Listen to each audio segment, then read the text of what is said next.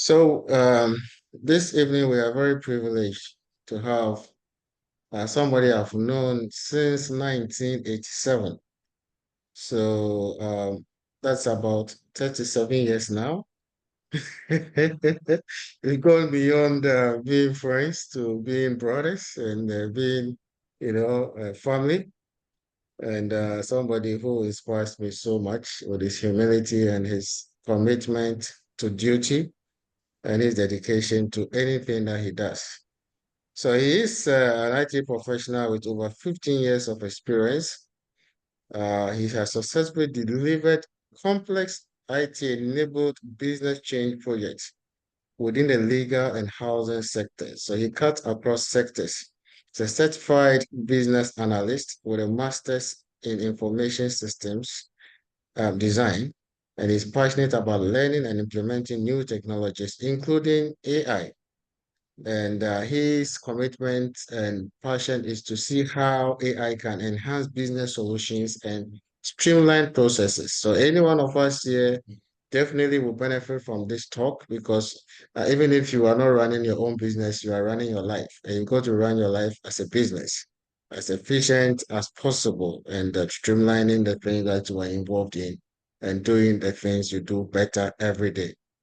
Our second speaker is again someone that I've also known for 36 years and someone that, throughout secondary school and the university and being in the same church. So I've been connected with him, all these years. And he is an IT professional. He focuses more on business processes, accounting processes, and he has been involved in complex IT projects as well.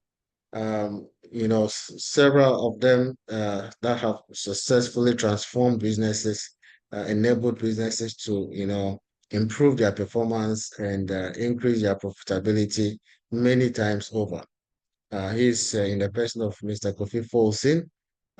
He would also be speaking to us tonight. So tonight we are very privileged, we are very honored, and I'm very excited to have these close associates and my brothers, presenting to us. So let's stay put and take in everything that they have to share with us. And if you don't mind, you can just share the link with your friends and family members who are not necessarily on my platform, who may not have received this invitation, because this is a life transforming session we're going to have.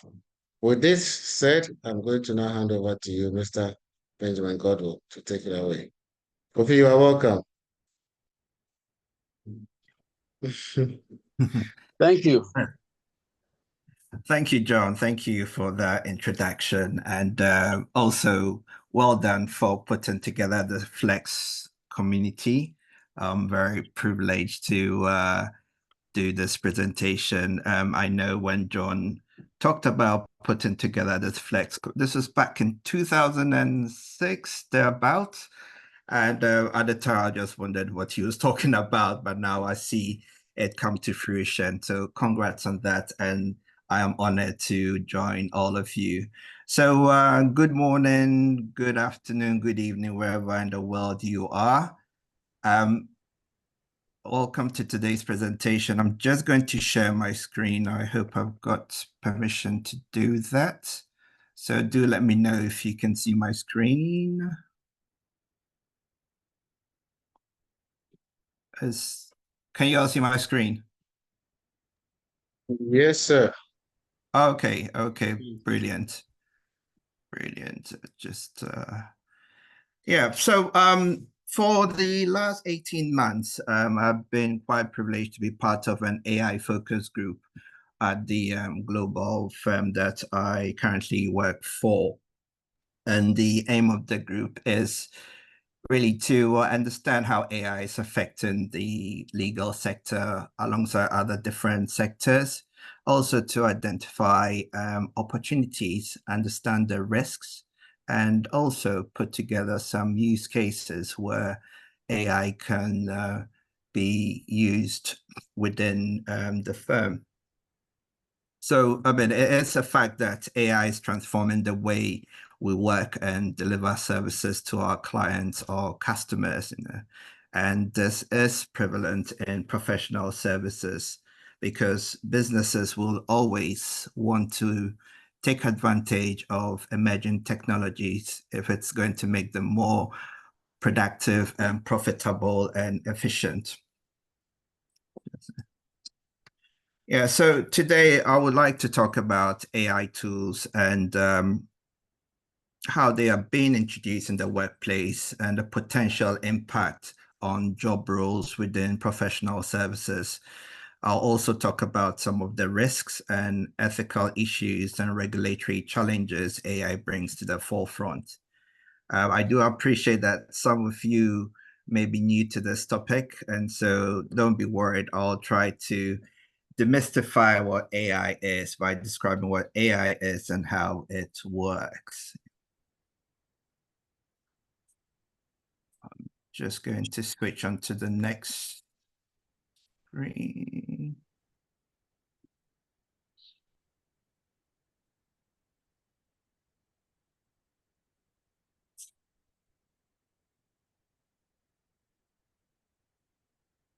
Okay. So can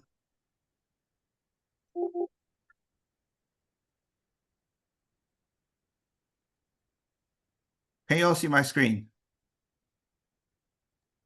Yeah, I can see your screen. Okay, yeah, sorry about that. I was just having a bit of a technical glitch, very good for an IT professional. Talked about professional services and question, what are professional services? So I'm really referring to services offered in the legal sector, and the financial sector, and IT and technology, but also extending that to consultant services, health services, engineering services, architectural and design services, marketing and advertising services, HR services, because I appreciate we are all coming from different professional backgrounds.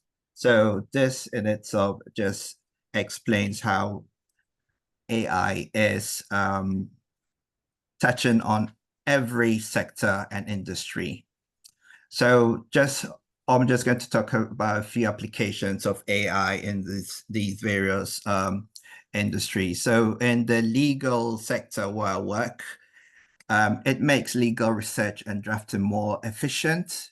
So generative AI reduces the time legal professionals spend sifting through and summarizing content.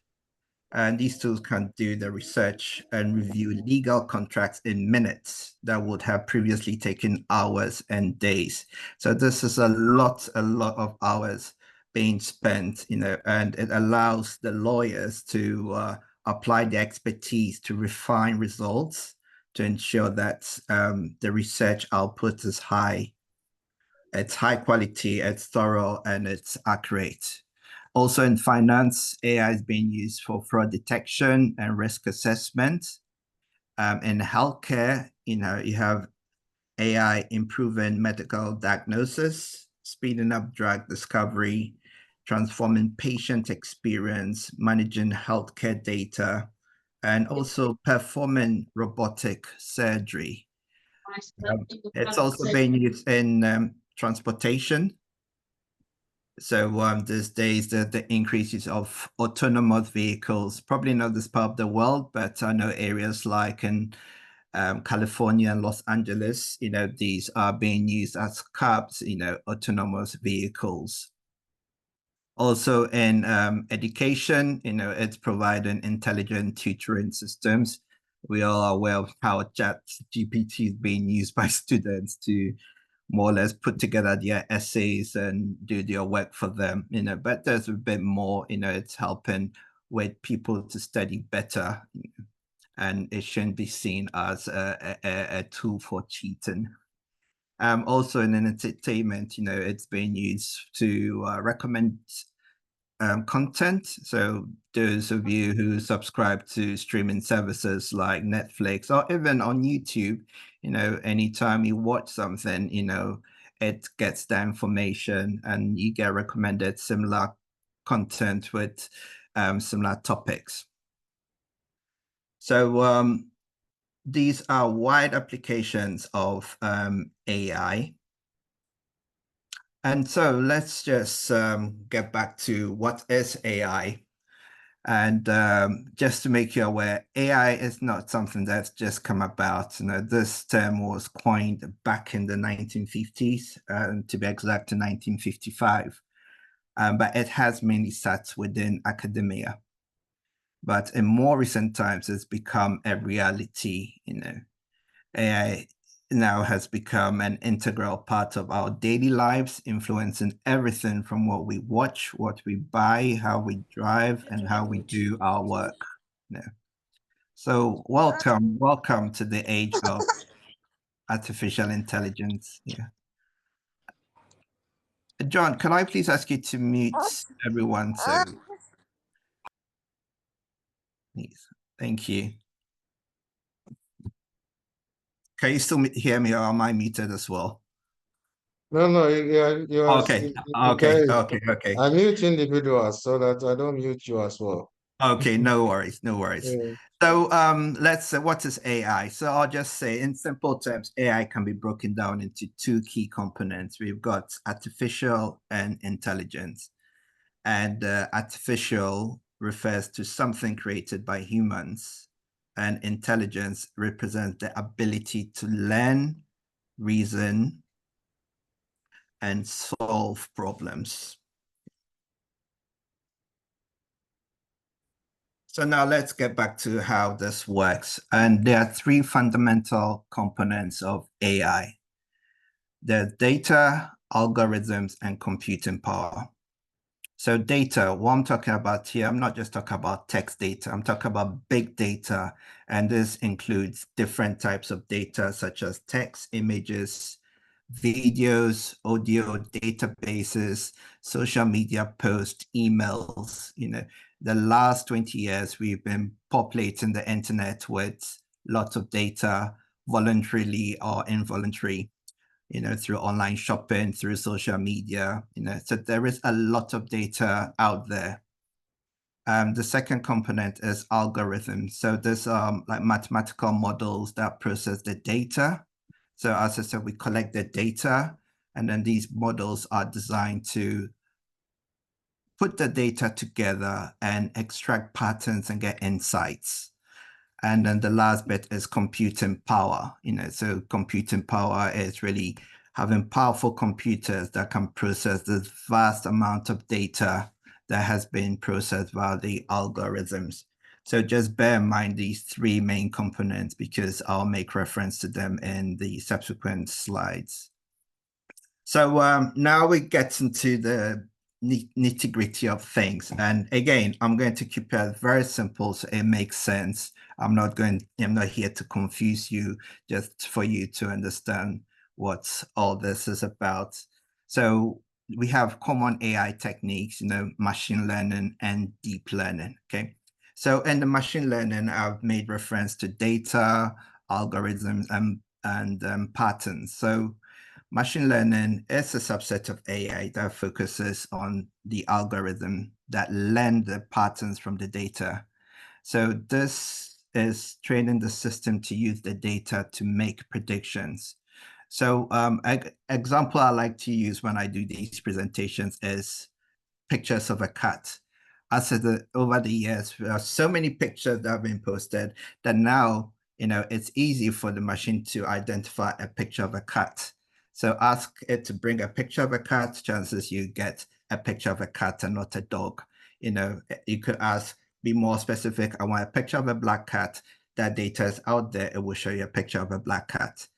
So this is how the data is coming through, it's being processed. So now looking at the deep learning. So again, this is a subset of machine learning, and this is inspired by how our brains work, the structure and function of the human brain. In other words, you know, the data is passed on. And as a human, what would you do with, what decision would you make with that data? A good example I like to use is the Waze sat nav. I don't know if many of you use it, but those of you who drive may be familiar with this app. I love this app because it gets live data from other users reporting conditions in the road, like roadworks, accidents. Also, based on number of users traveling in different areas, the app is able to collect all that data and know what traffic is, and it can then use that to inform you as a user to avoid that route. So just the same way as a human, if I went out, I was heading to John's house, for example. If I had knowledge of there's traffic in this place, my human brain would tell me avoid this area, use this other route. And this is exactly what the human neural networks is referring to in deep learning. So in summary, the concept of deep learning is inspired by human neural networks. It's like teaching a child to recognize patterns and draw conclusions or make decisions to get favorable outcomes based on the data that has been received, which has been processed by the algorithm, the model that has been designed to gain insights from that data and patterns from that data to make decisions. Yeah. So this is where all changes, and suddenly we have what we're referring to as generative AI, and this indeed has been a game changer, and it's all thanks to large language models. So let me just simply explain what large language models are. And these are advanced artificial intelligence trained on massive amounts of text data to communicate in natural language. So generative AI depends on LLMs for the purpose of content generation, summarization, translation, classification, sentiment analysis, and so much more. So these days, that's why you're able to use a tool like ChatGPT, put in a question, and it will come back with a response as though you were chatting or asking a question from a human. And what has been happening in the past, say, 20 years is the fact that, large language models, again, it's not a very new concept, but these are things that have been developed over time. Back in 2006, we had Google Translate, where you could just put in text and then ask it to convert into a different language. And that's because this text data has been designed in such a way that it can predict and put sentences together, which makes sense to the human. So a lot of you may be familiar, even look at your mobile phones when you're sending a text, it predicts what you're going to say because it's kind of studied this, it's built the data on previous messages you've sent.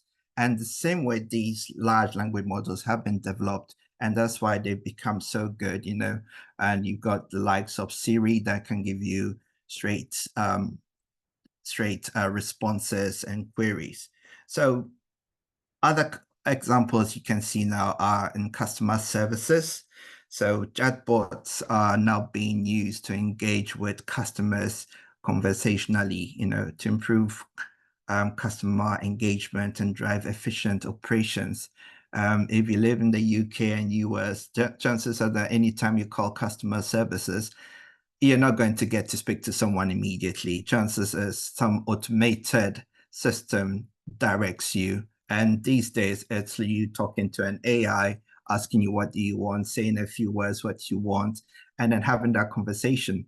Now, what is happening here is it's saving them a lot of time, because unless it's absolutely necessary to speak to a person, a lot of the frequently asked questions or queries can be handled by an AI. And this is why we see the increase of a lot of these chat bots.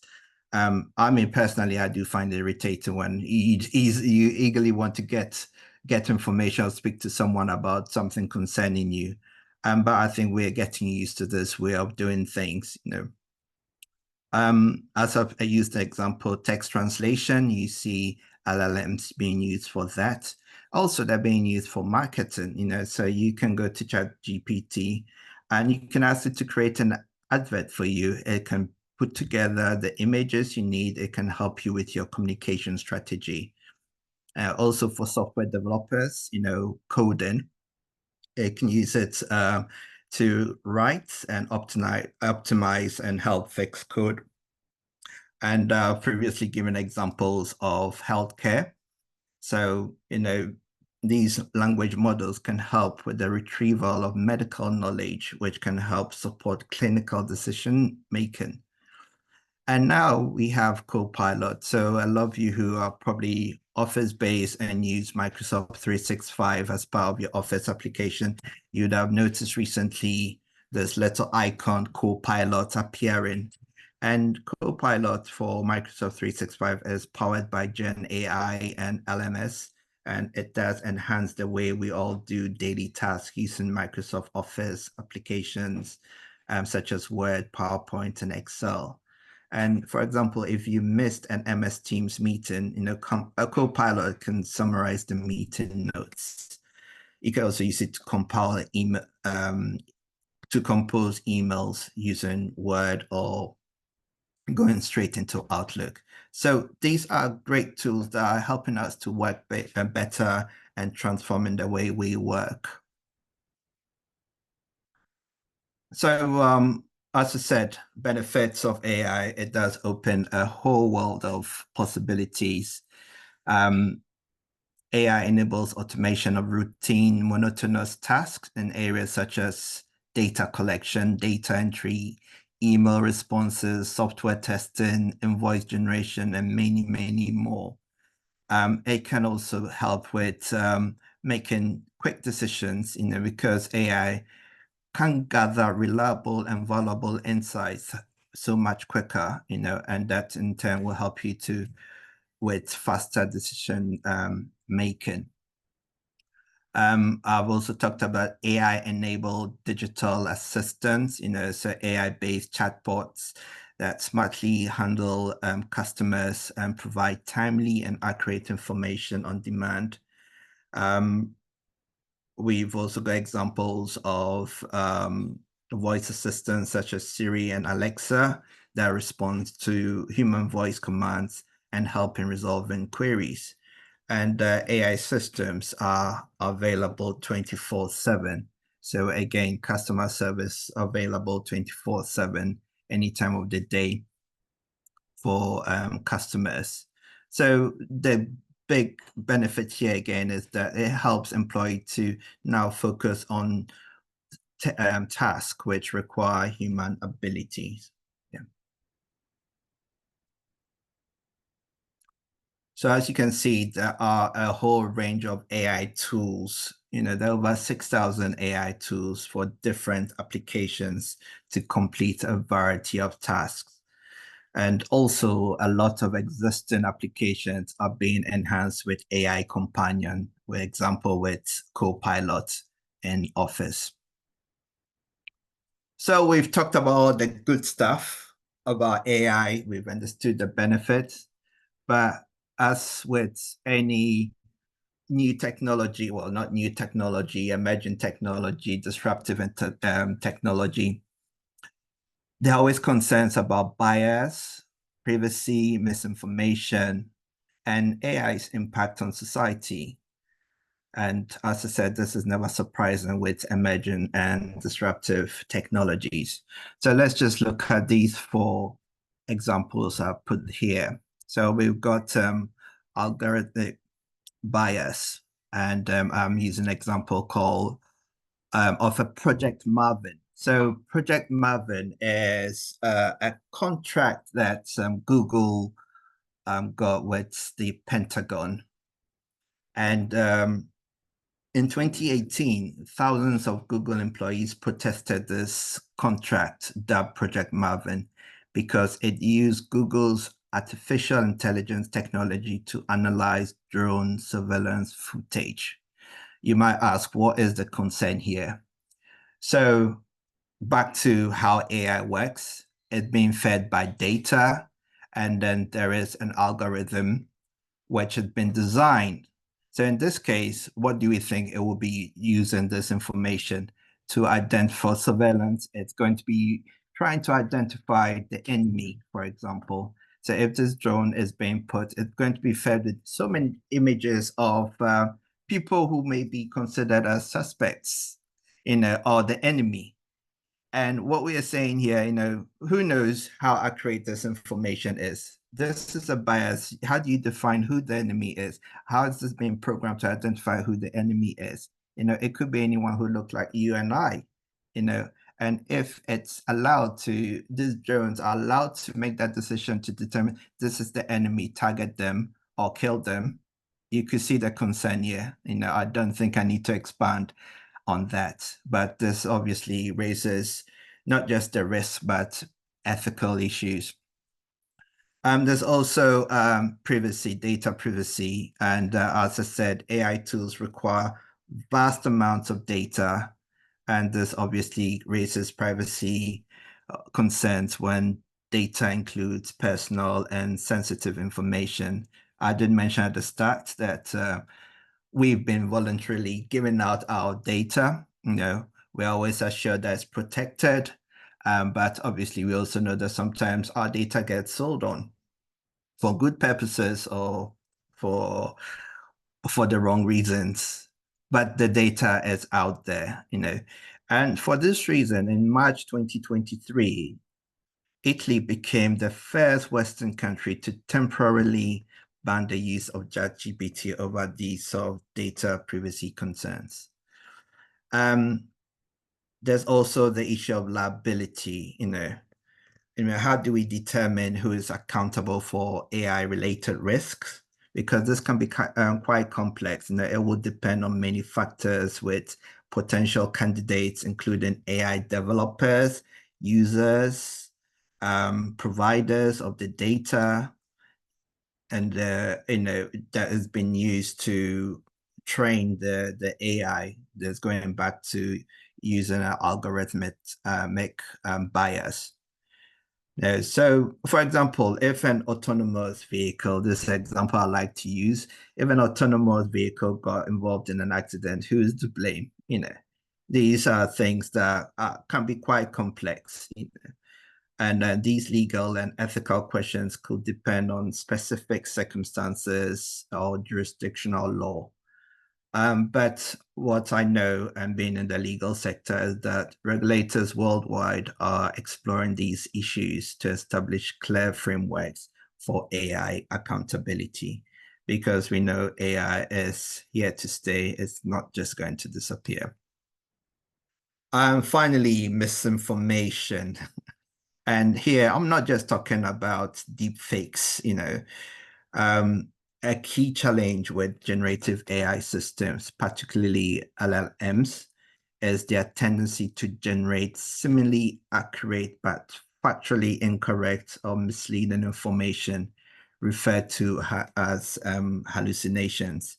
So back again to my example I used about cats, I know that I could go into ChatGPT or to an AI tool and say, I want a picture of a cat.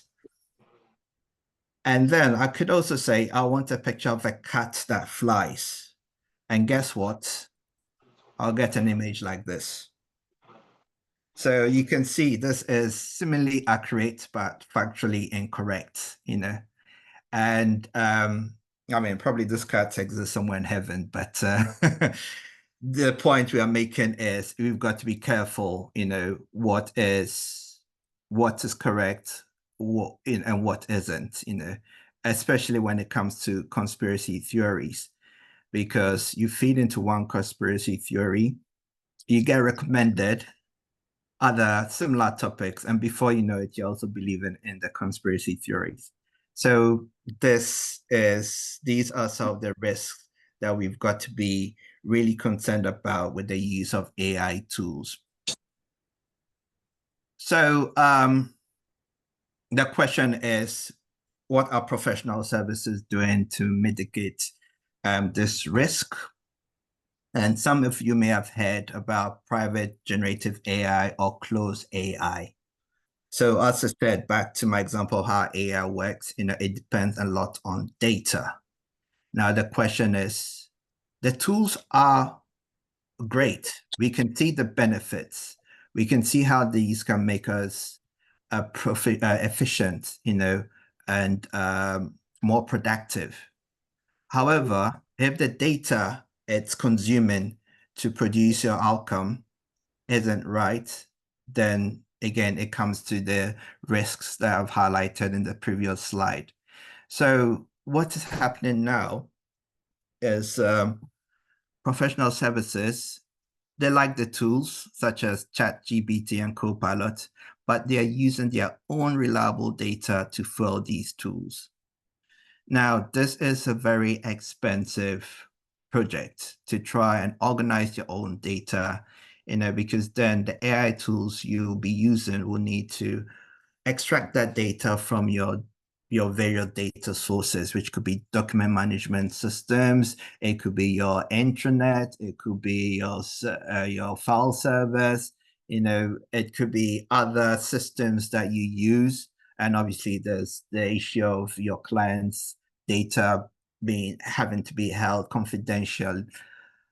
So this is what is a big exercise now, because the tools are great. It's just that we have to ensure that the information, the output is accurate, because then that will raise concerns. And one firm that I've interacted with is Thomson Reuters. And I'm sure a lot of you may have come across them, but what they provide are report analysis. It could be on any research you request from them. It could be on the finance sector, it could be on the legal sector, it could be any document research, And because of the service they offer, as part of their AI strategy, they are investing about $100 million a year on generative AI. And this is obviously a lot of it is going into ensuring that the data is clean, it's accurate, it's providing the results they want. And also it's they're investing a lot in their L&D to upskill their 26,000, learning and development to develop, upskill the 26,000 person global workforce. So that tells us that AI, we are going through a revolution, as John mentioned earlier, and at some point it is going to have an impact on us and how we work. So in conclusion, I'm sure a lot of people, the question is, are AI going to replace me as a professional? And this is highly debatable, but professions such as law, medicine, civil engineering, accountancy are relatively difficult fields for AI automation due to the expertise, creativity, empathy, judgment, and the human elements that these skills are required to make up these professions, So the real question isn't whether AI will replace us. The real question is, how can all of us adapt to the AI revolution, embrace its benefits and mitigate its risks, be more efficient and productive? Responsible AI means using these tools judiciously, being aware of potential risk, and always adhering to relevant legal and regulatory requirements. So I'm just going to end here on a very short 2-minute video on job displacement. And this is about a port in Los Angeles that is transitioning to full automation. And just for you to see what is happening there, what is happening around the world, and how this is also impacting on jobs. So, oh, these are the automated ones. Our Stu Mundell over the Port of Los Angeles seeing something on. Is the sound coming through? Yeah, I could hear the sound. Okay. Okay. Unfold, many folks probably Not really, know about. please. The port is going automated. Artificial intelligence and digital technology are moving and powering commerce here. These are drones. Containers are lowered onto trailers, and within seconds, those trucks drive off. They know where to turn, where to drive, and where to drop off their cargo. They even yield to each other when one crosses in front of the other, and there are no humans in sight. Four-wheel steering, these are cool. The old supply chain, so to speak, is no longer in place. Professor Nick Vyas is the executive director with the Center for Global Supply Chain Management at USC. As futuristic as this may look, Professor Vyas says we're way behind other countries. That's just a small subset of what the automation being adopted in the rest of the world. Professor Vyas is referring to ports like this one, Rotterdam in the Netherlands, Europe's busiest port, and it's also one of the world's most technologically advanced. Rotterdam officials say they've created a platform that will allow autonomous shipping using sensors placed on quay walls, waterways, and even dolphins. As exciting as the technology is, the evolution of it also has the potential of being very painful. But the bigger picture, which people don't understand, is the cost and effect. Mark Mendoza is the president of ILWU Local 13. He represents more than 8,000 longshoremen who work at the LA and Long Beach ports. Mendoza says automation could mean the end of hundreds or even thousands of jobs. If you go to fully automated, it goes down, you say the membership of 8,000, all these temporary casuals, we can go down to 800. These aren't $10 an hour jobs. These are jobs where it only takes one income to take care of your whole family. Mendoza says he wants to work with the companies using automation at the port to make sure his workers get the tech jobs associated with running, maintaining, and fixing the automated systems. And Mendoza knows the automation is part of the present and the future. What will happen to the jobs of today and what those jobs will look like in the future? And the answer is really we need to embrace this change that's coming because it. Hey. Yeah, so this brings the end of my presentation. Thank you for your time. As you can see for the video, there are concerns. He made reference to some of the shoremen and how much they earn from doing this job. And I did a bit of research. Someone who's seasoned doing that type of job in the ports earns as much as $150,000 to $250,000 a year. So that you could see the impact. But obviously, from a business perspective, they'll be saving quite a lot. So thank you for your time. I hope you've enjoyed. We'll do questions and answer after Kofi has done his presentation. Thank you. Thank you very much, Mr. Godwell. So we'll move on swiftly to Mr. Folsom, please.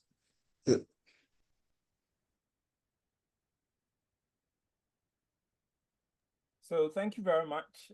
I really kind of enjoyed having the opportunity to listen in and see all the wonderful stuff that is going on in the world of AI. I just want to very quickly take a few minutes to just basically kind of talk about small steps of you getting into an understanding or basically practicalizing everything that we're hearing tonight. And I do remember the last time that we had the opportunity to talk about this.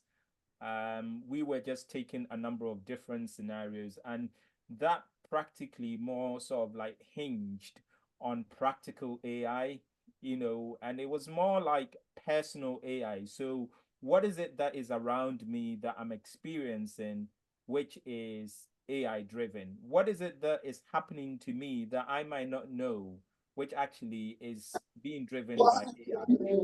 And today I have got a very simple task. I'm not going to say much. I actually do not want you to forget your questions. I want to probably allow maybe 3 questions, Dr. John, if we can, so that nobody actually have to forget. I thought that was a wonderful presentation. Let's allow that questions to come straight forward, and then I will just come in, spend just about 10 minutes and talk about my recent experience with simple tools and how I've used them in my role. I probably would just share my experience about a recent data migration exercise that I did on a professional services tool or a professional services business, using simple AI tools that I think made my job more effective. I didn't have to think to do the very difficult things that you may have to do. I just kind of asked AI to do it for me, using simple tools like ChatGPT. That's the go-to AI tool for everybody at the moment, right? Everybody talks about ChatGPT, excellent large language model, as Godwin mentioned there. But I also have got, other tools that I use. So there's a popular, virtual AI tool, ChatSmith, maybe potentially based on ChatGPT. I love it. I use ChatSmith a lot. And then also there's a UK-based AI tool available on the internet. I use Pi AI quite a lot. So all of this is just sort of like introducing you. If you haven't gotten into the world of AI and everything that you're hearing sounds a little bit abstract and you want to bring it home, these are essentially my first steps that I will recommend to you in terms of getting yourself acquaintance with some of the simple tools and then branching out to understand what the larger organizations, businesses, companies are doing to us in terms of how they're reaching us with their AI. So, Dr. John, is it okay for us to just, so that anybody doesn't forget their questions or they can write them, for us to take, any kind of questions that they might be? One thing that I may say, you may have seen as we speak now on Zoom, a lot of everything that we're saying is actually being summarized and is being written. That in itself is one practical use of AI. And I don't know how many of you are seeing it, but everything that I am saying, I'm actually seeing it being written back to me. And it looks really good. In the past, it wouldn't actually catch up on these, but it seems to be catching up on every word that I'm saying, which is quite excellent to see. When you see on Zoom like that, it's just beaming and it's so practical to see. You can see AI in action right here as we speak. So I don't know if we can take them 3 questions before anybody forgets what they want to say, and then I jump into a few things that I want to show tonight in terms of practicalizing the simple things that we see around us.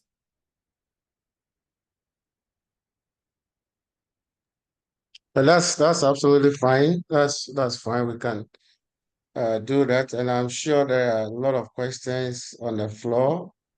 A lot of questions people want to ask. You can raise your hand by clicking on the button. You can also put your question in the text box. You can okay. So I see the first 2 hands up already. Okay, so we'll take Eugenia Yabua, please, and then we'll take Pastor Moses. Eugenia. Good evening, and thank you very much for the wonderful presentation. Please, I hope you can all hear me. Yes. Okay, great. So far, I've heard a lot of positive things about AI, but then if you look at it on the other side, there's also the chance that AI is going to increase global carbon emissions by 80% according to the threat to climate change. And what are we going to do about that? I don't know if we've thought about it, but then are there any measures to curb this increase in climate change, especially due to the events that we are seeing or experiencing as citizens of our various countries? Thank you. Kofi, do you want to take a few questions and I respond to all of them, or you respond? Maybe let's take Pastor Moses as well, that you can respond to the 2. You and God, you and Kozi. So Pastor Moses, please. Yeah, thank you, Godwill, for your presentation. The last part of the presentation, I think you did ask a question: would AI really come to replace you? And I think that is the 1 million question everybody is sort of asking. And if AI is not replacing us, what do we need to do? What are the things that people need to and skill themselves into to enable us not to be displaced by AI, so that we can remain relevant? How would people remain relevant in this world of technology? And what are some of the opportunities out there that people can really look into? So that's my question, really. Okay, thank you very much. So we'll respond to these two questions, and then if you have any further questions, as I said, you can raise your hand. There was a question on the platform. It relates to the question Pastor Moses asked, which is about the fact that AI is likely to be replacing people with real jobs. So please go ahead and give your response. Thank you. Okay, Kofi, how do you want to? I can start off with the climate, and Kofi, what you could probably do if there's anything you want to add to my response, that would be great. So to Eugenia's question about climate change, I am assuming that you're referring to the fact that we're using a lot of computing power, processing a lot of computer servers, consuming a lot of electricity, hence the impact on climate change. Is that where your line of questioning is coming from? For example, Yes, where cryptocurrency and all these data mining. Yes. So yes, there is high consumption from lots of electronic gadgets, not just these computers that are being run to process AI. Just as with vehicles that used to be gas guzzlers and not very efficient, I believe that obviously climate change does put pressure on manufacturers of these devices, and are probably finding more efficient ways of consuming power. There could be other sources such as solar power, other means. I'm not an energy expert, but these are things that people are very dependent on. And just as now we see the rise of electric vehicles, I'm sure that there'll be ways of trying to look into that. Yeah. Hopefully, there's anything you want to add to that? Well, not much. I think with these sort of things, in my view, and this is my point of view. Sorry, Kofi, your volume is a bit low. Can you get a bit closer to your mic? Can you hear me? Is it much Yes, better? better, yes, please. Thank you. Right. So what I'm saying is that for me, this is a point of view, right? So there are a number of the world has gone through a number of changes, and we've gone through different, changes in the world. And from my point of view, I just think that AI is just the next evolution. I don't necessarily believe that what we are consuming and Are you on mute, Kofi?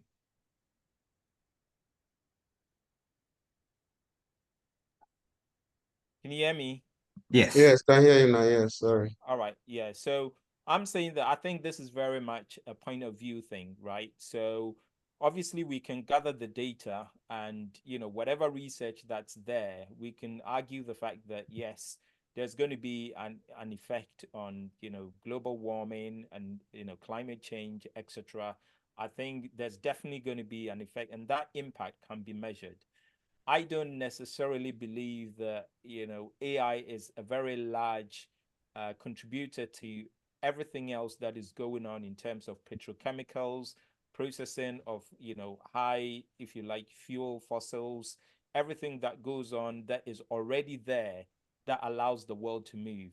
I do appreciate that we still need large amount of energy to power our data centers, to install them, put them under the sea, all the cables, that everything that is running. And I think, yes, there is an impact, but I'm not 100% sure that it's going to be a significant contribution to what is already there. And I just think this is just a purely point of view, and it's not necessarily backed with any particular data. I think this is just my view. Thank you. The next question was from Pastor Moses, and will AI replace me? And what other things and opportunities within AI? Personally, my personal view is AI should now be seen as a companion. Now, I could understand if your line of work was in a process where it could be automated, where it could do the task that you're doing and make you redundant. However, though it may be going that way, just as computers were introduced, you know, a computer has become a tool that we use in our everyday life. Obviously, people need to reflect on their current careers and the nature of the work they're doing, and upskill where necessary to remain relevant. You know, that's all I can really say to that. You know, I could understand the concern. You know, as you know, when I was putting this presentation together, you know, I was even just reflecting on my mom's professional career. You know, she's probably going to, if she hears this, I'm going to get into trouble. But my mom in her professional life was a bilingual secretary, French, English, you know, and I know she worked on lots of documents and in English, translating them into French and vice versa, you know. But now you may say, you know, you've got Google Translate, you've got Word, you could detect, you could get all these words. Yes, and these would have saved her a lot of time. You know, a day's work could be done in an hour, you know, but then there's the human element where you still need to review, make sure it makes sense and make it applicable, you know. So I would say to people, see it as a tool, get familiar with the tools, just as you've gotten used to using your computers and all the various applications. And where you feel your job may be at risk, you know, then obviously look at what other skills you could acquire to remain relevant. Yeah. I think the other contribution I would make, you know, when Godwill was going through his presentation, you could see the sort of areas that he says that AI is going to be a massive contributor. So obviously, if you are in a line of work and a large chunk of your profession or your line of work is always about getting documents and always kind of summarizing them, we're not necessarily saying that you're going to lose your job, but maybe if your employer or your business is actually spending 100K on 3 or 4 individuals who are doing that job, then surely there's going to be some form of saving, because now you don't have to have 3 individuals doing that summarization for the head person to go in and review it, right? You would now want to have maybe just the one person who uses AI tools available to them, takes that document, puts it into the AI tool. The AI tool does the summarization. But the AI tool, in my view, cannot make the final decision whether all the key bits within that is essentially what you want. This morning, for example, I take an example of my profile in my CV and I put it into ChatGPT and I asked ChatGPT to rewrite it back to me. Excellent language, right? That came back in regards to the grammar. But then there were some key elements that I felt, well, I had that and I want to indicate something about numbers and the number of years. And for some reason, ChatGPT didn't include that. So you're always going to need somebody who looks at the output of AI. And thank God, when you look at tools and some of the tools that you see, whether it's Copilot or, you know, some of the tools that are on the market, you consistently see a caveat or a terms and condition underpinning it, telling you that the AI generated content might not be right. So where we are at the moment, I don't think that we are at the point that AI is going to replace any jobs. But, you know, as these language models get better and better at refining the information they get, it's going to get to a point where that output is going to look as real as possible. And yes, there might be, you know, some form of, I think that there will definitely be an impact on certain kinds of jobs. If you're in a job that is quite repetitive, you know, you're consistently taking a document, putting it on a scanner, taking that document away, then very soon that could be replaced, because all I need to do is take that document, stick it on one a tool somewhere that can scan all the pages, it will interpret it, it will archive it for me, and I've got a lot of automation tools on there. So I think if you're in a career or anything like that, and you're looking at the next 20 years, 30 years, I think the best thing to do is look at where AI can add value, right? And then what you wanted to be doing is gravitating towards the value add stuff within that particular industry. So if you're a doctor, what is it that AI can give you? You know, AI can give you something, but cannot make those hard decisions for you. So you want to be doing the value add stuff, and then allowing AI to be giving you, you know, the initial piece of work that allows you to be more effective in what you do. Yeah, but I have a follow-up on that before Kofi Otawe comes in, and then Victor. But I mean, the video that Kofi showed us, clearly some people are going to lose their jobs.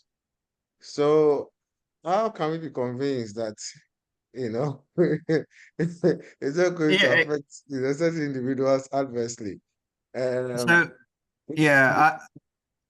Yeah. So as I said, it all comes back to the nature of the work you do. And you can see where automation can be fully applied, you know, in industry, manufacturing, and where you have processes that are pretty straightforward to follow. And hence that example. That is an undeniable fact. But as Kofi has mentioned, you know, if the type of work you do is very office-based, you know, think of where you can utilize some of these things, see it as a tool. And especially for the younger ones, some of us are near retirement now. So for the younger ones, obviously, times are going to change, and do see where you need to upskill. So it's not, you know, we're not trying to scare people here. We know it is a fact, things can change, you know, but just be on the lookout. And I think just the awareness and having talks like this, it will be helpful.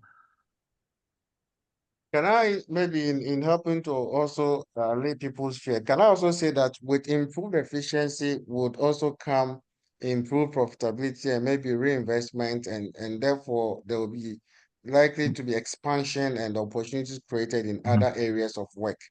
So people may not necessarily be out of work, but they could be retrained to do other things within the same you know, environment, kind of. Yeah, okay. Yeah, and that was the example given at the end of the video. You know, all these showmen who are going to be losing their jobs, you know, they'll probably need to retrain and still, you know, remain employed. Yeah.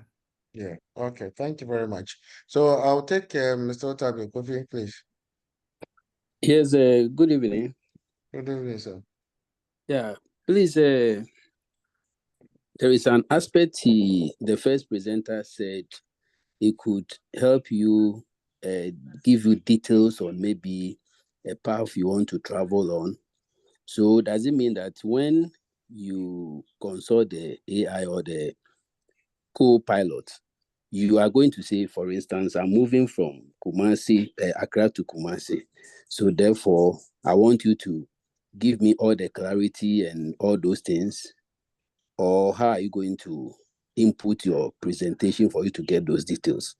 That is number one. Then number two, if, for instance, you also spoke of, you can use it to design your billboards or your advert for you. So if I have a school and I want to put out a billboard or an advert, am I supposed to give it all the necessary details I want to see on the billboard, or I will ask him to give me a general design? That is number two. And number three, I want, if for instance, I'm a businessman and I want to plow part of my profit as a backup or into an investment, can I give it all those details for it to become my advisor, financial advisor, or help in managing my organization. Those are the three. Okay. Thank you, Kofi, for the questions. Let me just start with your last one. So financial advisor, obviously, it's just like playing the stocks. I'll not depend wholly on an AI. Usually what will happen with the banks and financial sector, they will use AI tools for things like fraud detection, for loan applications, so they are more using it internally. But as an external, you will not depend on betting your money, investing your money based on some AI tool. It could give you insights, but what it can do is inside trading. So it's not going to assure you that your money is going to grow. But back to your very first question, you made reference to Copilot, an example I used with directions. I think just to clarify, so Copilot 365 is something entirely different that has to do with Microsoft. It's not what I was referring to in that example. In that example, I was referring to human neural network, how an AI will use the information to decide, make decisions and outcomes. And the example I used was Waze SatNav app, which some of you may be familiar with. So with that, you've already put in the destination where you're looking to travel. But because other users are providing data as to the conditions of the road, like there's been an accident here or there are road works going here, all the information is being picked. So because the app knows where you're heading, if you were probably heading in that direction where there's heavy traffic because of a road closure or an accident, it has that information. So it will reroute it will give you a new route to your direction and avoid you getting into the traffic. And the example I was using is just thinking like a human, because if I was heading, I think the exact example, if I was driving to John's place to visit him and I had information that the usual route I use, there is heavy traffic there, my human mind will make me to decide to use a different route. So that was just the example I was using. I hope that clarifies it. And then you were talking about adverts and content generation. So yes, right now, as I showed on my slide, there's so many tools used for various applications depending on what you need it for. If you're a content generator, there are things like InVideo. I'm sure if you're on Instagram, you see all these things being promoted. And yes, you do provide it with some details of what you want. So if you want to create an advert on promoting some type of good, you could do that, and if you need pictures, there are tools that can help you. For example, the example I showed you about the cat with wings, So again, you put that information and then it will give you it will give you ideas. So the same way when you ask for pictures, it will show you different pictures. There's an app called, I think, DALL-E or DALL-I or something. You can use it for that. So yes, you need to provide it with some input. If it's a communication strategy or a marketing strategy, provide it with some information, So if you familiarize yourself with ChatGPT, you see the sort of outcomes that can produce. Yeah. I hope that answers your questions. Yes, Do you want but to add to it? the Sorry, third go on. one, you answered first. Yes. Not really about where you should put the investment.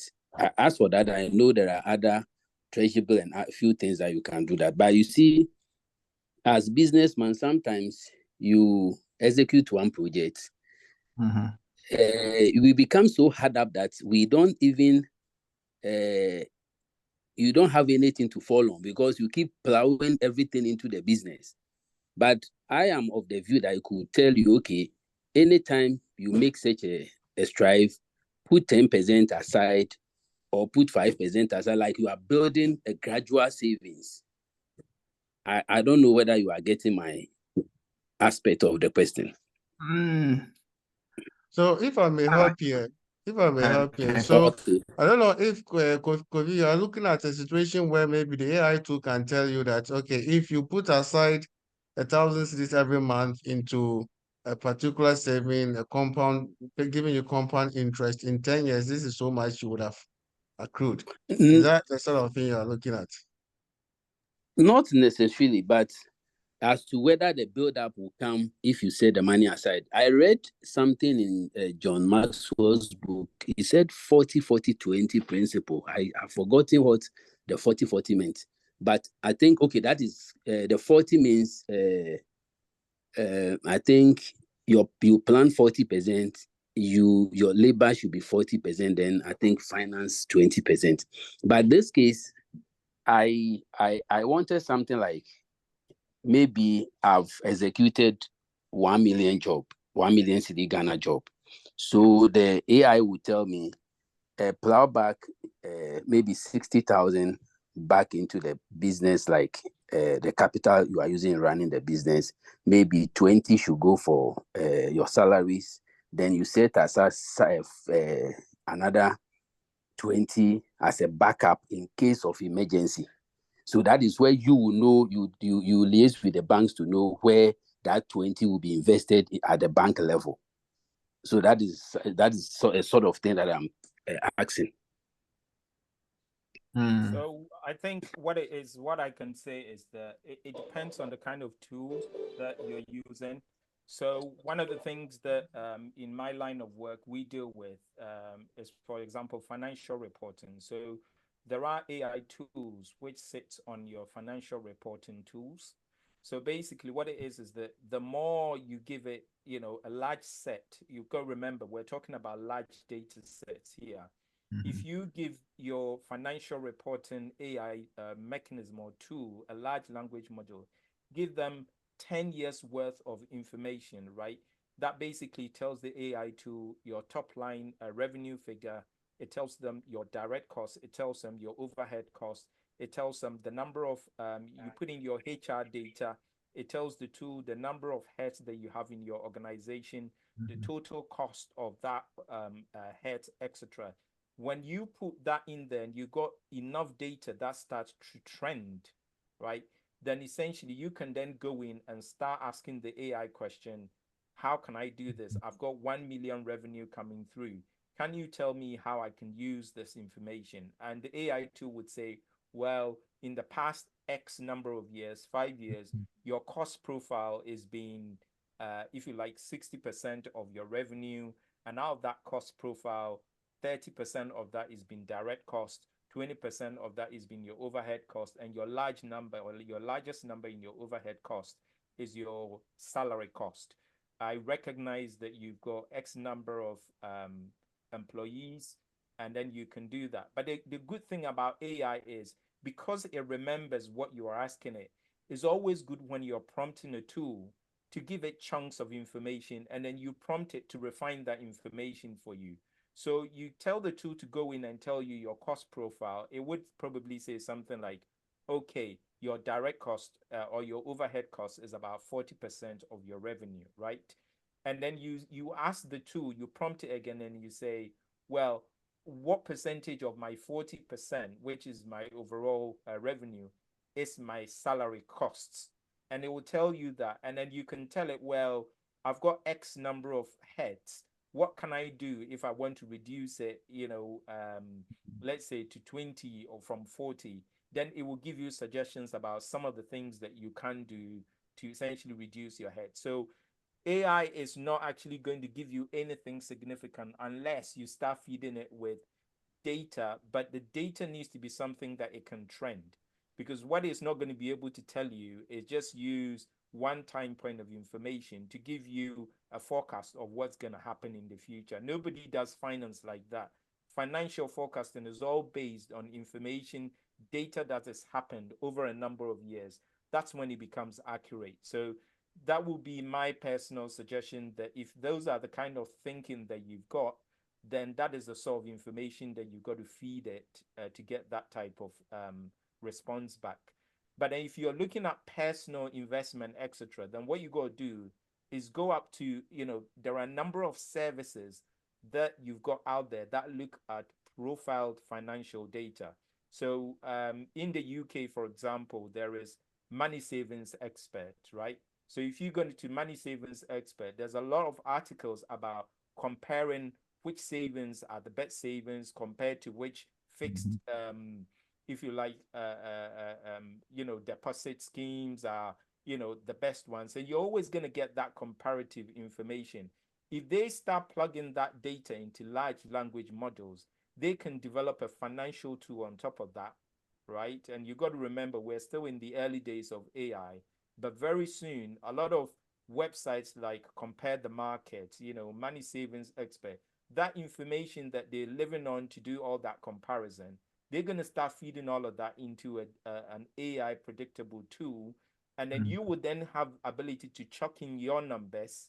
When you put in your numbers, it's now going to start to tell you exactly what you should be doing based on information that is trended, look at other people's data that you don't see, and give you feedback as to what they think you should be doing. It's never going to be exact.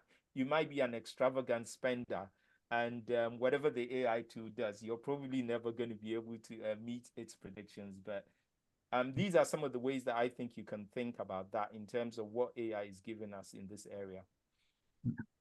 Thanks, Kofi. So, back to my presentation, you see the importance of data, and data going back, and then these algorithms that, are designed to get the insights, the patterns, understand what the data is saying, so it's based on a lot of historical data to sort of determine or predict an outcome. In the legal sector, for example, it's also seen how you can look at so many old cases, and when you get a new case which is similar, put that in and determine what the outcome of that case is going to be. So it plays in different roles in different sectors, but key things again: data, algorithms, and then the outcome. Yeah, that's very deep. Kobe, I hope that satisfies your. Yes, please. I'm all right now. I'm very, very all right. Thank you. Thank you very Hello, much. hello, John. Yes, Chris. Yeah, this is Chris. Sorry, I can't see the reactions to raise my hand. Thank you, gentlemen. I think this has been very insightful. But the last answers given by Kofi and Ben, I think it's very insightful. The only thing I want to add is that ultimately, once you get the feedback from AI, I'm not an AI person, but I'm just thinking you need to give it a human touch, because the market dynamics are different. They change from time to time. So as he was talking about trend, I was just thinking that, look, the market dynamics change.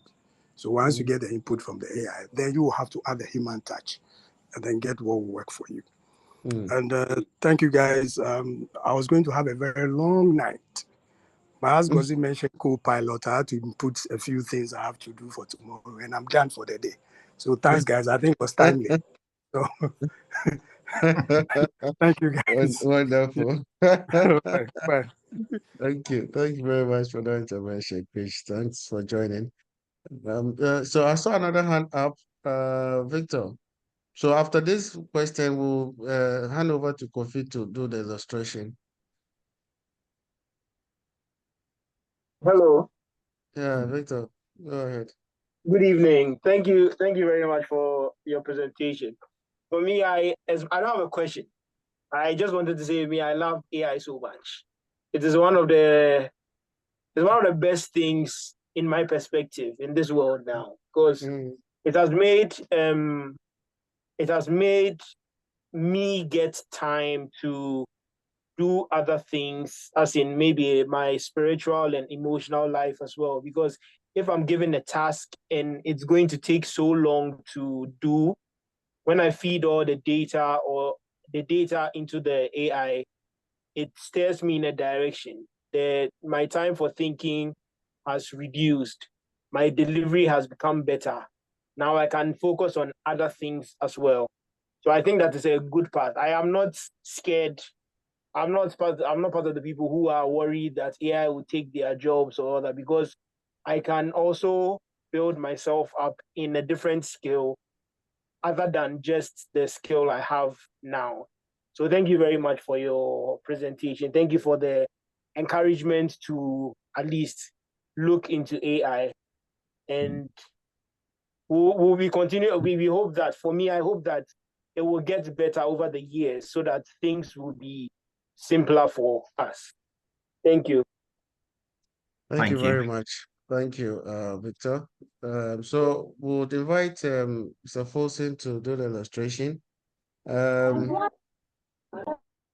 And then So I'm going to we'll- keep it very, very short tonight. So I'm just going to share my screen. I don't know if I've got the opportunity to share. kindly get closer to the mic for us. I don't know if it's me, but it's a bit faint for me. Thank you. Yeah.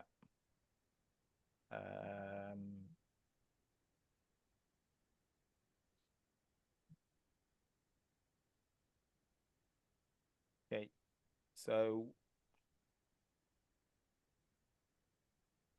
right. So I'm gonna just take just a few, very few examples, really, and then I will drop into and just talk about a few tool set.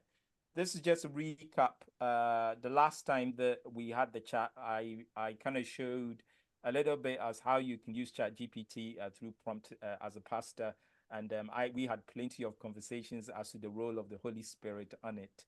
That was an interesting one. I just wanted to kind of bring it back, but again, it was a wonderful thing.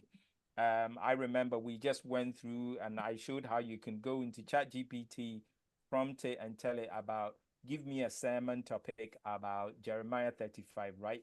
And then ChatGPT just comes through, gives you everything about Jeremiah, gives you the background of who Jeremiah was, what Jeremiah 35 was, and it gives you points, a number of points as a pastor, and then you can just take that. And it sparked such a wonderful conversation as to the role of the Holy Spirit within AI.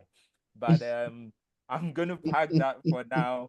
I don't know how many of you already are into tools, the tool set. I would assume that most of us here with YouTube, etc., has probably already dabbled in tools like ChatGPT, etc. So if you haven't done it, I just want to encourage you, go onto YouTube, type in ChatGPT, open an account, and if you've got absolutely nothing to do with AI, just play with it, okay?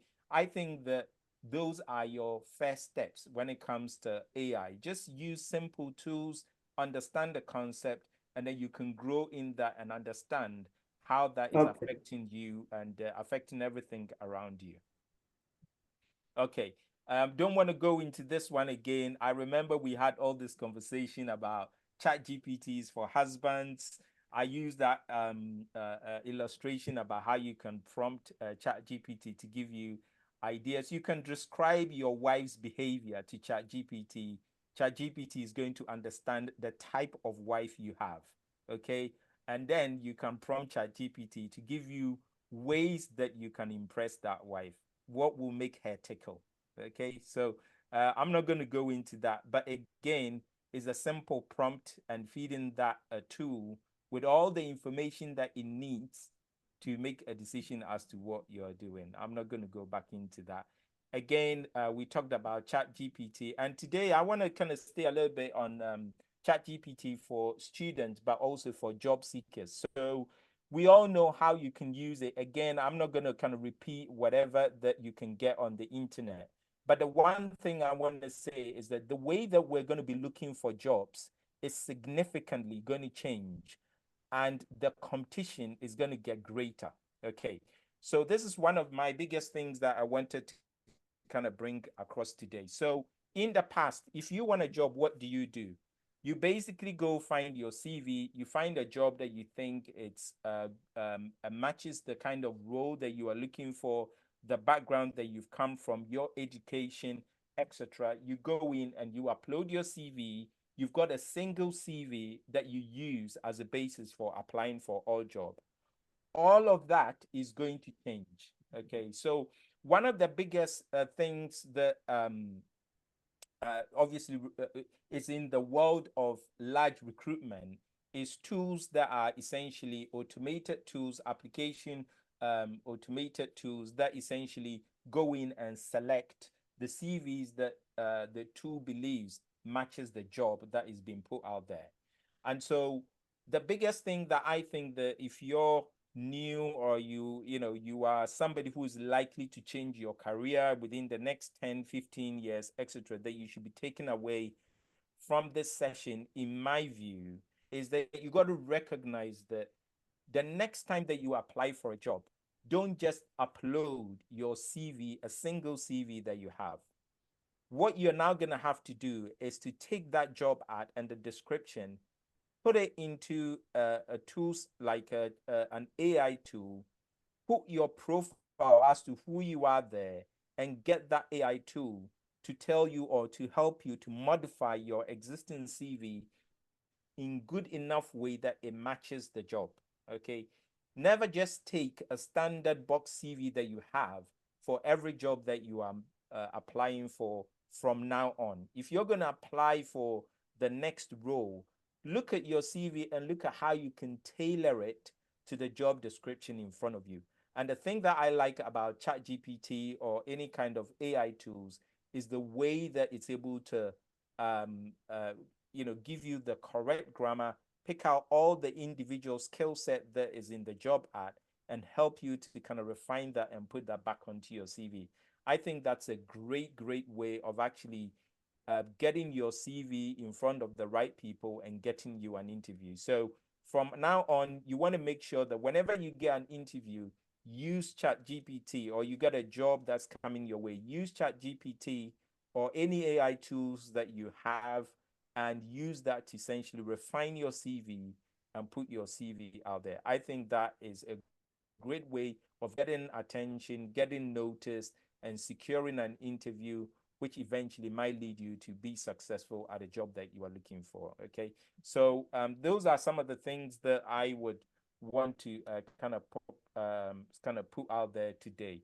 There was a gentleman who asked the question as to, can I get AI to actually do my marketing material for my business? I think it came from the gentleman who asked the question. And I wanted to say that it depends. It really depends. But there are tools that is doing this. So I don't know whether you know about Canva, but Canva is become a great tool for a lot of businesses, a lot of novice designers, right?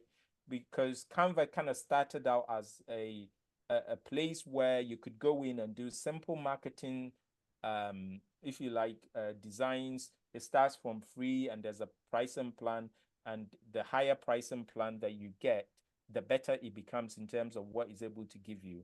One of the big things that you do have within Canva at the moment is an AI element of it. So you can go in there and describe whatever you want. And what Canva is going to do is going to scan through the type of organization that you are telling it that you are. It will look at what you are giving it, and then it would use the templates that fit the type of organization that you're saying you are, and it's going to propose something for you. So you look at that, and then you go in and you use prompt to tell it to revise it. I think that's an excellent way if you're thinking about looking for a tool that is going to provide you with marketing materials, but you want to prompt it in the way that you prompt an AI tool. Canva is excellent at doing that. So I recommend it. If you've never experienced or used Canva, it's a great way of building marketing material, and I recommend it heavily. Okay. Right. So that's Canva. And another tool that I wanted to kind of put out there, not many people know about this, is I like using Pi a lot. Okay, so Pi.ai, I believe that it's probably sat on a very similar model, but I do like this tool, and you can come in here and prompt it in different ways that you want. Okay, so if you've never kind of logged into an AI tool or whatever, this is a good example of a tool that can help you in a number of areas apart from ChatGPT. And then lastly, I've got in here, I'm not going to be able to kind of show you everything, but I've got in here a standard Microsoft Business application that is for project managers. And within it, you have a co-pilot on the side of it. So as a as a user in the world of project management or professional services, you're able to go into a tool like this. And then as a project manager, whilst you're working on a project, you can ask the tool and prompt the tool and ask it to tell you about your project risk. You can prompt the tool, Copilot, and Copilot can generate things like your project status report, etc., etc. So that is something I wanted to kind of put out there. I cannot necessarily go through all of them, but today I just wanted to kind of give you flavor of you experiencing AI. I recognize that we do have the conversation or the narrative around AI is big data and big organizations, right? But I'm also quite driven about getting people to actually use the simple tools around them that you can use as your initial steps into AI. So what is it that I'm actually going to say today? Start small, right? Start small. If you never used AI, I want you to start small. And then here you can see some of my favorite tools that I've already talked about. And lastly, in terms of the demonstration, I just want to talk about how I've recently used simple ChatGPT again in terms of my data migration or a data migration exercise that I've recently gone through. So one of the biggest things about when you're in data analytics or any kind of data science environment is you do have to deal with very large data sets. So I have this data set that came in, and it was roughly in the hundreds of thousands. And all I had to do was to transform that data. Okay. I do have a little bit of Excel skills. I wouldn't say I'm a basic Excel user. I do actually know quite a lot about, you know, a number of advanced Excel features, etc. But one of the things that I never actually wanted to do is I don't want to be faffing a lot with trying to write the Excel formulas, although I can understand and go in and try and figure out for myself. So one of the big ways I use ChatGPT in my line of work is when I've got this, I had this large 100,000 lines of Excel data that had to be transformed into another format. And what did I do? Well, I didn't want to be writing all the formulas myself. So I just came into ChatGPT and I started prompting ChatGPT for the formulas, right? So you look in here, every time that I want to do something, I don't even want to think. I just come in and I ask ChatGPT, what is the formula to convert a value to text? And then ChatGPT just comes back and gives me a number of different options in terms of what is it that you are wanting to do. And it starts giving me the Excel formulas. It gives me an example. And look, on this one, it actually puts in the particular cell. So all that I do is I go into this, I copy that, and I put it into my Excel format. I don't have to think. I don't have to do anything. All I do is I prompt ChatGPT. ChatGPT gives me that information. I take it, I plug it into Excel, and it goes down 100,000 rows, and it converts all those 100,000 rows into the particular format that I need, and it helps me to transform that data into another format. So this is like a good way of simple AI. This is nothing large. It's not, you know, an organization thing. This is just my own way of interacting with simple AI tools. I use it for my CV. I use it at work. Whenever I want to do something that I cannot do, I just come into ChatGPT and I ask the question, and ChatGPT is able to give me that response that I want. So this is where I'm going to end it. I'm not sure if I've got all the time today to actually go in and push the buttons and go through how I would use it and some of the tools that I've essentially shown you out there. But surely Canva is a great one. If you're in design, you can use it as much as, you know, you can use all these kind of applications within ChatGPT themselves in generating images if it's just an image that you want. But if you want a marketing material, I would suggest Canva, a great tool for you to kind of prompt it and then get it to do what you want to do. I think, Dr. John, this is where I'm going to leave it. if anybody's got any questions or they want to learn how to double into some of these tools, I'm more than happy to kind of take it offline and reach out to them. But for this purpose and today's session, this is where I'm going to leave it. Wow, thank you. Thank you very, very much, Kofi, for that insightful presentation. Very simple tools, but they can do very powerful things. And that is what we need. Everyday life applications, very, very helpful. I've just, gone into my app market to look for Canva Yes. before I forget. Yeah. That's what it's all about. So I think we would be bringing the session to a close pretty soon, but we'll just take a couple, one or two questions. I have a question, before we wrap up. I have a question. So if you are in business and you want to write a simple, I don't know how you call it, the algorithm or a program that can interact with customers when they come to your website or they come to your WhatsApp or Facebook or whatever. What sort of tool would you recommend for that purpose, please? Shall I go or Kofi? You've got. Yeah, you can go for it. God, yeah. Okay, so I did talk about chatbots and stuff like that. Those are tools that you could use if you've got a database of frequently asked questions, you can always use those tools if you want to tailor it to your business.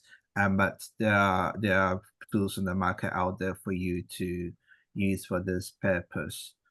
Yeah. In my presentation, and I did say there were 6,000 AI tools. You did, yeah. And for every application you can think of to carry out a variety of tasks, these tools are available. Kofi has shown a few examples. But if you just go out there and look for AI tools for specific, you can even do that to put that query through ChatGPT and we'll give you some results on what is best. Yeah. Yeah. I mean, 6,000 tools. Where do you start from? I mean, some will always be better than others, and some Yes. obviously there are cost implications. So you need to consider all those things. And a lot give free trial periods, and some are very cheap to use.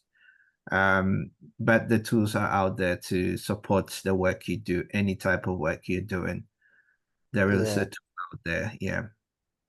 Yeah, okay. So I see a question from my family asking if there are any child-friendly AI tools. Sorry, child-friendly. Yes, child-friendly AI tools. Oh, child-friendly. Yes. Yeah, I mean, I think as parents, we always have to keep an eye on what our children do online. Yes. It's really difficult to I mean, it's not something I've looked into.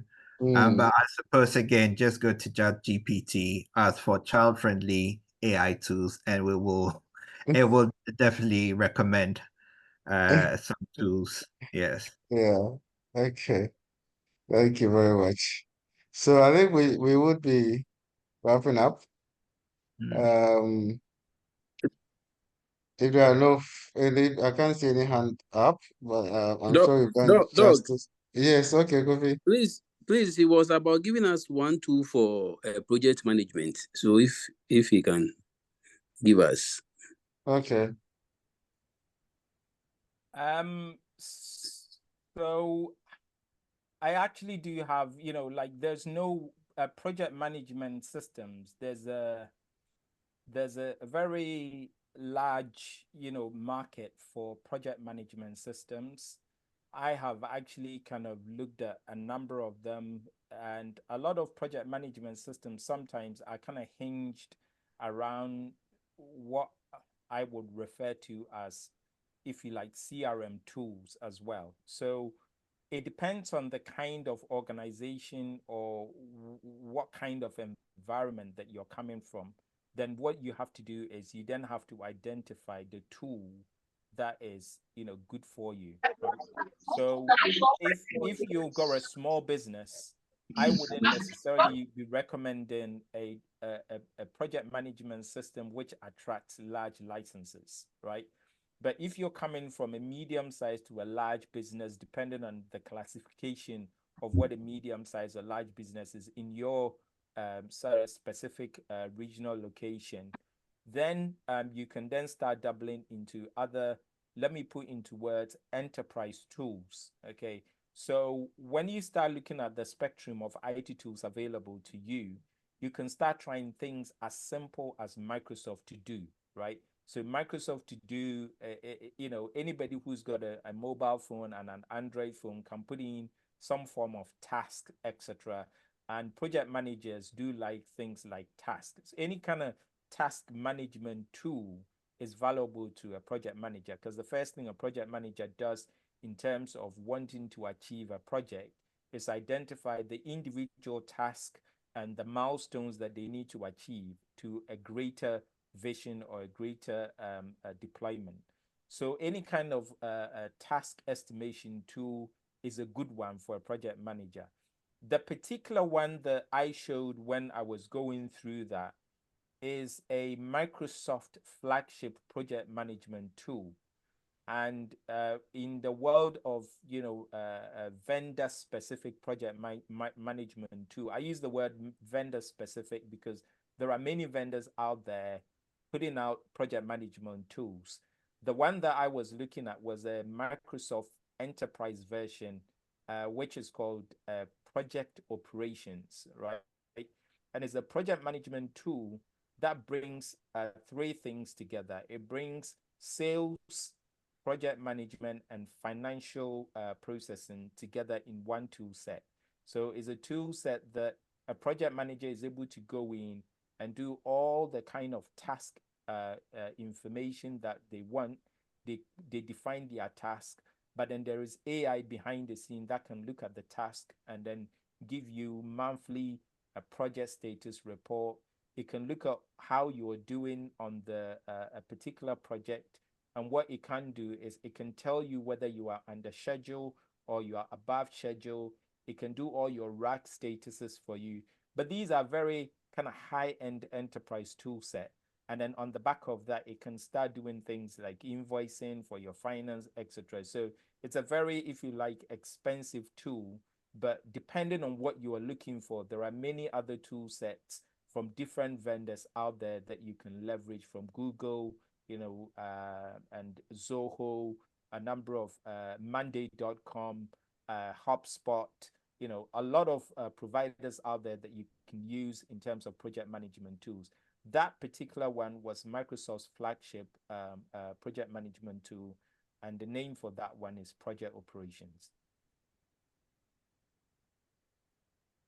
Okay, so you mentioned Microsoft To Do. Yes. Okay. All right, so we'll wrap up now because of our time. Okay, I see Benakwi's got his hand up. We'll give him the last opportunity so we can then wrap up. Thank you, Ben. Doc, greetings to you and indeed to Ben and Greetings, Kofi my for brother. the wonderful work. For me, what I have gathered is a lot of AI tools, and so on and so forth. All they do is collect information, organize information, and present it to you. What you do with it is a whole different ball game. So when Kofi said, hey, you can get a tool to organize your resume to really fit the job, that is wonderful. But what if those people, and if a computer is the one that's gonna, and increasingly they are, select those we shortlist, great. You would do everything and get into the interview room. And in the interview room, that one, AI is not gonna come and talk for you. You can even have an AI to listen to the questions and to suggest the answers, but the words have to come from your lips. The facial expressions are yours. The body language is yours. The emotions are yours. So, I think AI is a bit like a beautiful GPS And you know that joke about this guy who went back to Africa and saw his dad on his farm, and he said, "Ah, Dad, I know I can, with this little tool, I can tell you how many sheep you have on the farm." And he said, "Hey, really?" And the guy sent his tool up in the air, and he says, "Dad, you have 3,000 sheep." And the dad said, "You're a fool. I have 2,995 sheep and 5 dogs." So the thing is that the tool can collect a lot of information, make mistakes even in the collection of information. But at the end of the day, it will not express emotion for you. It will not display your body language, the tone of voice for you.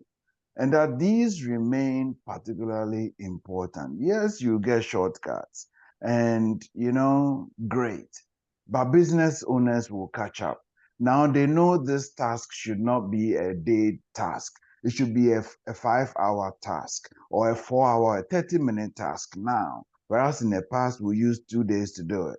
So they would, reorganize work to fit that. The last bit I want to talk about is, Charlie, this AI is taking information, and sometimes that information is being put there with a bias in it.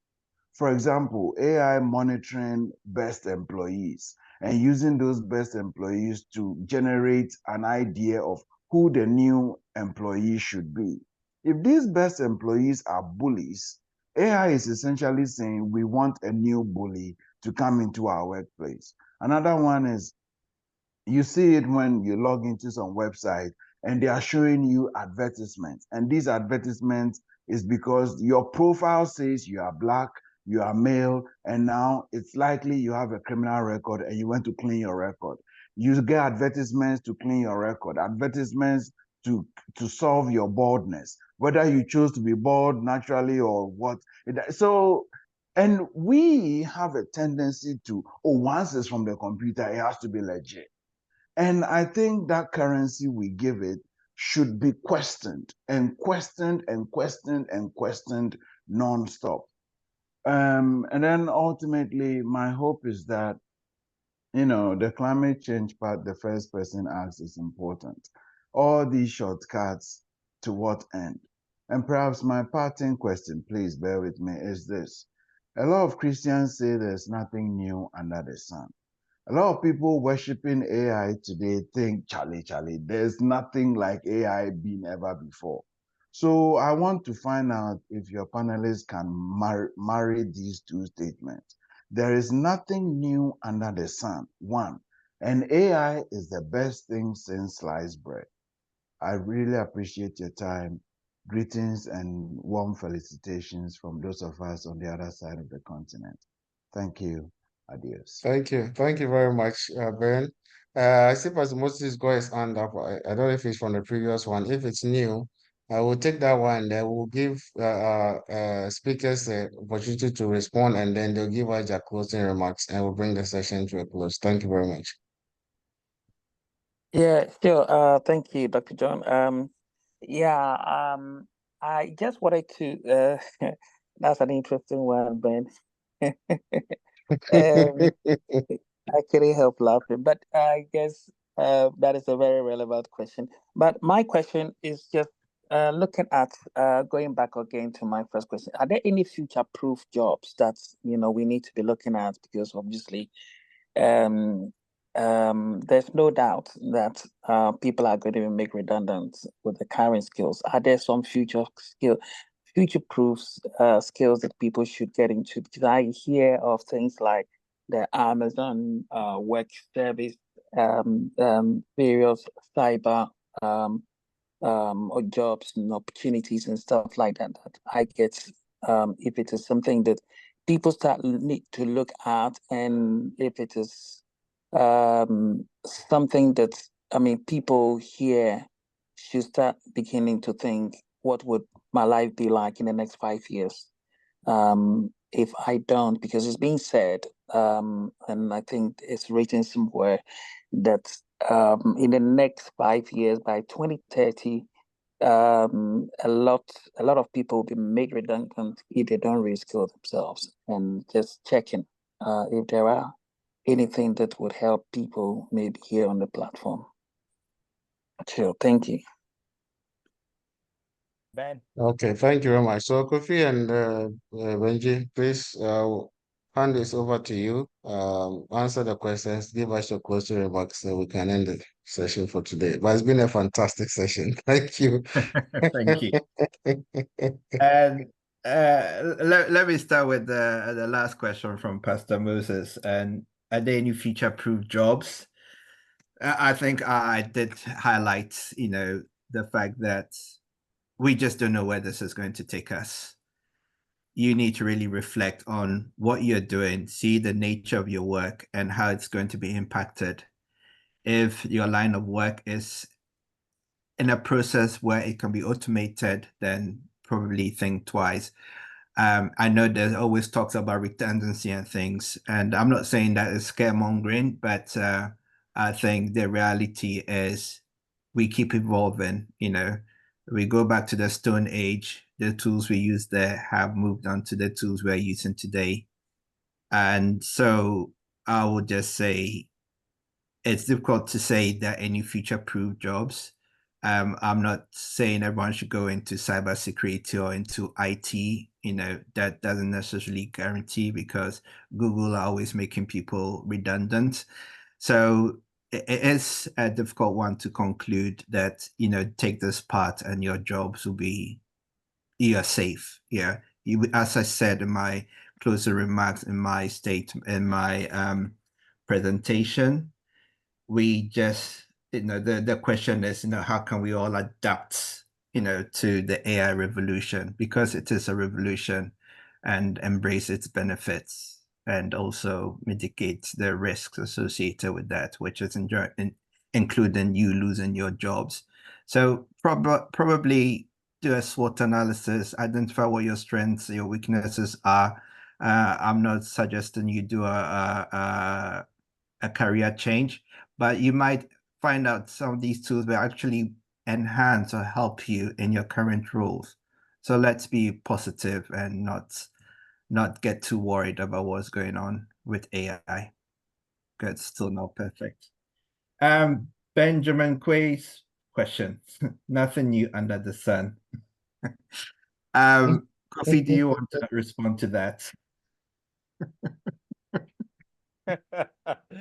Well, do you know what? I will just tell my own personal story, kind of to end it, and I would agree that there's nothing new under the sun. So it's quite interesting. About 25, maybe about 20 years ago, or maybe 25 years ago, I don't know, maybe 20 years ago, the internet, had then started getting into offices. I remember maybe somewhere in 2004, 2005, when I kind of started working and I was, started computing and I dropped into offices. All the offices that I went were using Lotus 123. And I know that there's plenty of individuals here who don't know what Lotus is, right? We are just crossed from the WordPerfect days and we're coming to Lotus. And everybody was using Lotus 123 as a spreadsheet. And then it was WordPerfect. And I remember in 2003, the business that I was working in, they started gradually transitioning to Microsoft Excel. And everybody kind of thought at the time, how the hell are you transferring or moving to Microsoft Excel? All that we have known is Lotus, right? And there was a Word version of it. I can't even remember the word processing version of that. But after roughly about 10 years, what I found is that pretty much all organizations were moving from Lotus 123 and getting onto Microsoft Excel. Today, there is no organization that I know using Lotus 123 for their spreadsheets requirement. So I would say that there is nothing new under the sun. I would agree with that. And I'll give you one more. I remember being an IT trainer for a certificate called the European Computer Driving License. I went down to Ashford, I got trained for it, and very quickly I was an IT trainer, and all it was basic Office packages, right? Now, Microsoft Office has become, such a simple tool, and with the advent of YouTube and a whole lot of online video training, etc., I don't really know how many people in organizations are going to paid courses for Microsoft Word, Excel. These are now tools that are being used by my 12-year-old. They can go onto a computer and just start typing. They use them in schools, use them everywhere. It's like nobody is going through that. So I would not be surprised that initially for AI, there are going to be jobs like, oh, there's an AI model trainers, there are AI trainers, people who are training you for AI tool set. I wouldn't even be surprised if I'm to hear things like co-pilot trainers, people recruiting for AI jobs, etc., whatnot. But I also wouldn't be surprised that in 10 years from now, nobody will be talking about jobs like AI trainers, etc., because for a basic developer, AI is going to be like fundamentally required. And every developer who knows how to code is going to know how to use AI tools, how to train their language models, how to develop an AI, tool set for their organization. So I think that you got to be very careful to think about what direction that you want to go to. I would say that don't train yourself for just something that is a tool. If you want to get into a profession, get into a great profession. Every profession is a profession, but you got to identify what is it that is a tool that is just aiding the thing that I do, right? Rather than, okay, I just want to be an expert in this particular tool. Don't get me wrong, we're always going to have experts at certain things. As I speak right now, there are plenty experts still on YouTube with large following on Microsoft Excel, although there are better tools out there that can do what Microsoft Excel does. So in my view, there is nothing new under the sun. AI at one day is going to be part of us, and nobody is going to really be thinking about AI as something special. Everybody will just recognize as AI is as simple as having an email on your mobile phone. And that is my personal prediction. Thank you very much, John. Thank you. Thank you very much, Kofi, for that wonderful response and interesting perspective on the subject or on the matter, whether there's anything we understand or not. So, Gozi, we'll take your perspective and your concluding remarks, please. Yeah, thank you, John, and thank you all for listening to me. And just to support what Kofi has said, we are in a revolution. This is where we are going. And hence, let's just embrace the new technology. That will be what I'd like to say to conclude. Yeah. Thank you. Thank you very much. It's been a very wonderful session. I wish we could just continue this session next month. We'll have a conversation with our presenters. We'd like a bit more demonstration of what's available and how we can use it in our day-to-day lives to improve our own lives and little businesses that we do. It's very, very grateful to you, Ngozi and Kofi, for spending your Sunday evening with us. And I'm sure, Ngozi, you are aware that England won, so It's coming home. It's coming home. it's coming home.